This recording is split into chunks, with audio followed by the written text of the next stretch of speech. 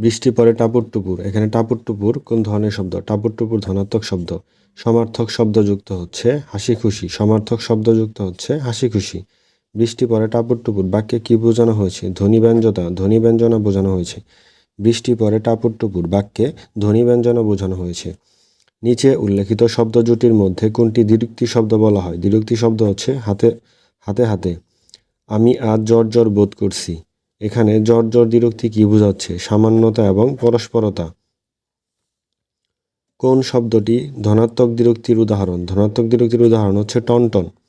ধনাত্মক দ্বিরুক্তির উদাহরণ হচ্ছে টনটন। খাঁটি দ্বিরুক্তি শব্দ হচ্ছে রাশি রাশি। খাঁটি দ্বিরুক্তি শব্দ রাশি রাশি।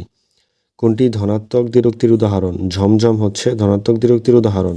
নিচের কোনটি যুগরীতি দ্বিরুক্তি শব্দ? বইটই। বইটই হচ্ছে যুগরীতি দ্বিরুক্তি শব্দ। বইটই নিয়ে পড়তে বসো। এখানে বইটই কি? অনুচর দ্বিরুক্তি। অনুচর দ্বিরুক্তি হচ্ছে বইটই। কোনটি দ্বিরুক্তি শব্দ? শন শন। পথে পথে কোন ধরনের শব্দ? পদদ্বৈত। চিকচিক করে বালি কোথা নাই কাদা। এখানে দ্বিরুক্তি শব্দ চিকচিক কোন ধরনের শব্দ? ক্রিয়া বিশেষণ। সে সকাল থেকে যাই করছে। এই বাক্যে যাই কোন ধরনের পদ? ক্রিয়া বিশেষণ। শুনে বুকটা তার টিপটিপ করছিল।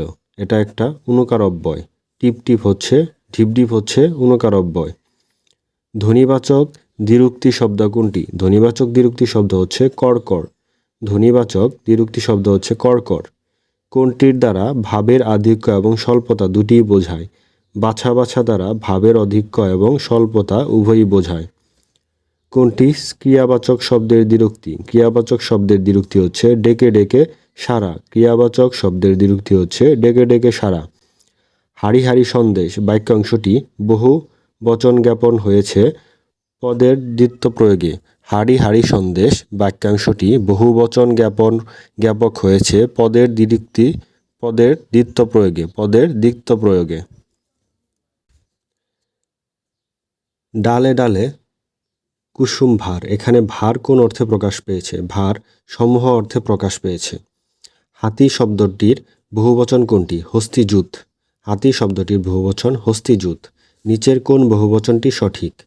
মনুষ্যকুল, মনুষ্য সকল, মনুষ্য সমূহ, পাখি সবগুলো সঠিক। পুষ্প শব্দের বহুবচন হচ্ছে পুষ্পদাম। পুষ্প শব্দের বহুবচন পুষ্পদাম। নিচের কোনটি বহুবচনবাচক শব্দ নয়? মঙ্গল বহুবচনবাচক শব্দ নয়। এখানে গ্রাম বহুবচনবাচক, কুল এবং সবাই এগুলো বহুবচনবাচক, কিন্তু মঙ্গল বহুবচনবাচক নয়। মণ্ডলী যুক্ত করে সঠিক বহুবচন হয়েছে নিচের কোনটিতে?